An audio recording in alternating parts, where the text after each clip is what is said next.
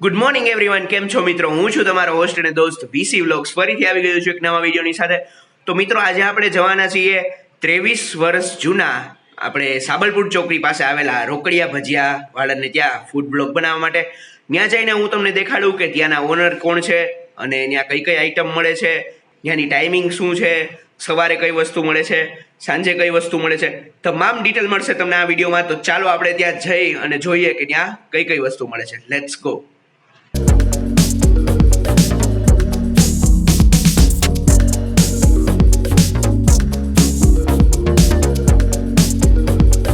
સુરેશભાઈ, સાબલપુર ચોકડીની સામે જે રોકડિયા ભજીયાની બ્રાન્ચ છે તેના ઓનર છે આ ભાઈ. તો સુરેશભાઈ, પહેલો પ્રશ્ન એ છે કે કેટલા ટાઈમ થયા તમારે અહીંયા ચાલુ છે? આપણે ત્યાં 23 વર્ષ. 23 વર્ષ, ઓકે, બરાબર.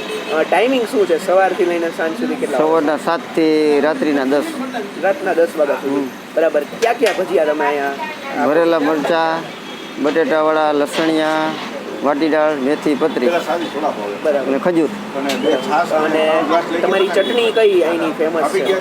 કઈ કઈ ટાઈપની ચટણી આપો છો કે એક જ ચટણી આપો છો? એક જ ચટણી, ખજૂરની ચટણી, બરાબર. એ એક જ ફેમસ, બરાબર.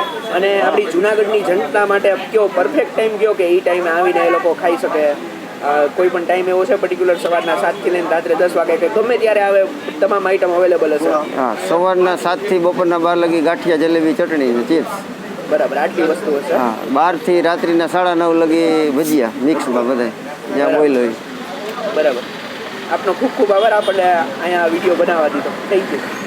હા, તો મિત્રો, તમે અહીંયા જોઈ લીધું કે કઈ કઈ આઈટમ ત્યાં મળે છે. હવે આ બધી વસ્તુનો આપણે રિવ્યૂ કરશું, પરંતુ રિવ્યૂમાં છે ને થોડોક મારો ફેસ કટ થઈ ગયો છે ને એવું થઈ ગયું છે, પરંતુ મેં રિવ્યૂ કર્યો છે. આશા રાખું છું કે તમને આ રિવ્યૂ ગમશે.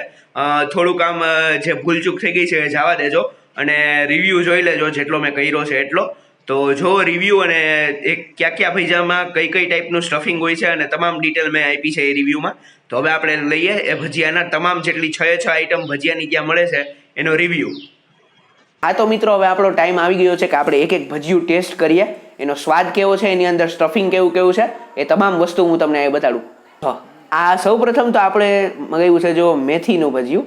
આની અંદર જોઈ લો. આમાં બીજી વસ્તુ એ કે જેવી રીતે તમે જોઈ શકો છો, આ છે ને એ ફેમસ ચટણી છે રોકડિયા ભજીયાની, ખજૂર આમલીની ચટણી. હવે આને આપણે આની સાથે ટેસ્ટ કરશું.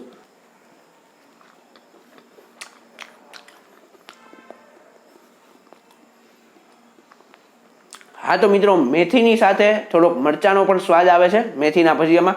ખૂબ જ સરસ છે મેથીના ભજીયા. હવે જો આ બીજી વસ્તુ છે, જો આ ફેમસ છે અહીંયા આપણે રોકડિયા ભજીયાના, એ છે લસણિયા બટેટા. જોઈ લો, આ જો આખા બટેટાની અંદર કેટલી લસણની ચટણી ને આખું બટેટું ભર્યું છે, જેવી રીતે તમે જોઈ શકો છો અહીંયા દેખાડશે. હવે જોઈએ આપણે આનું એક બાઇટ લેશું. નાનો એવો બાઇટ લઈ, કેમ કે આ બહુ તીખું લાગવાનું છે. 110% તીખું લાગશે આ, હું તમને ગેરંટી મારી દઈ દઉં. તોય પણ હાલો ને ચાખી લઈ ખજૂર આમળીની ચટણીની સાથે.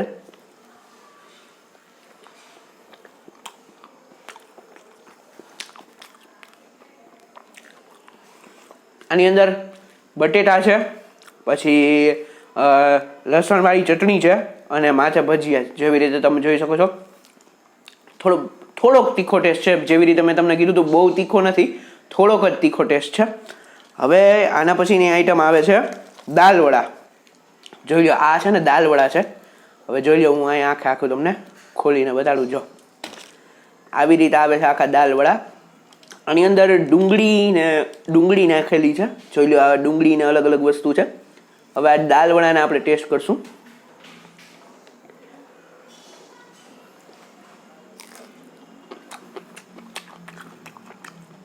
આ એક સરસ મજાની કંઈક આમ નવીન જ અલગ જ ટાઈપની આઈટમ છે. જ્યારે પણ તમે રોકડિયા ભજીયા ત્યાં જાઓ તો આ ખાવાની ભૂલતા નહીં. આ આઈટમમાં બહુ મજા આવી. આ છે, આ તો મેથીનું જ છે, આપણે ખાઈ લીધું. આ છે બટેટાવડા, જોઈ લો. બટેટાવડાની અંદર કોથમીર, આ જોઈ લો, આ કોથમીર છે. કોથમીર અને બટેટાનો મસાલો નાખેલો છે. એનો આપણે ટેસ્ટ કરીએ કે બટેટાવડા કેવા છે અહીંના રોકડિયા ભજીયાના. વાહ, મસાલો જોરદાર છે અને અંદર કોથમીરનો પણ સ્વાદ આવે છે, એટલે મજા આવશે તમને. હવે છે આ મરચાંનું, જોવો તો ખરા. આ મરચાંનું ભજીયું તો જોવો ભાઈ. આને ખાધા પછી હવે હવાર કેમ પડતી હશે મને ખબર નહીં. હવે તો જો આને ટેસ્ટ કરીએ. હું બહુ તીખું તો ખાતો નથી. હવે હું થોડુંક અમથું ટેસ્ટ કરી જોઈ લો. આ ચોખ્ખે ચોખ્ખું મરચું દેખાય છે અહીંયા. થોડુંક અમથું મરચું લઈએ, બહુ વધારે નહીં ભાઈ, કેમ કે આપણે પછી સવારના જવામાં પ્રોબ્લેમ થઈ જાય. બરાબર, આ તો થોડુંક લીધું મરચાંનું અને આપણે ટેસ્ટ કર્યું. બહુ તીખું નથી મરચું, થોડુંક અમથું તીખું છે. હા તો મિત્રો, રોકડિયા ભજીયામાં તમે જ્યારે પણ આવો ત્યાં આટલી તમને આઈટમ ટોટલ મળશે. 1 2 3 4 અને એક આઈટમ આપણી રહી ગઈ છે, હવે આપણે બતાવી દઉં. આ મેઇન તો કાંઈ નહીં, આ તો બધી જગ્યાએ અવેલેબલ હોય છે. એ છે પતરીના ભજીયા. જોઈ લો, આ પતરીના ભજીયા છે. આનો પણ ટેસ્ટ કરી લઈ. આ એક બાકી રહી ગઈ છે આઈટમ, પતરીના ભજીયા. હા તો મિત્રો, આ પતરીના ભજીયાની અંદર છે ને જે ચિપ્સ આખી આવે છે ને, ચિપ્સનું આખું સ્ટફિંગ છે. જોઈ લો, આ બટેટાનું આખું સ્ટફિંગ છે પતરીના ભજીયામાં. ખાવાની બહુ જ મજા આવે છે. તો આનો પણ તમે ટેસ્ટ કરવાનું ભૂલતા નહીં.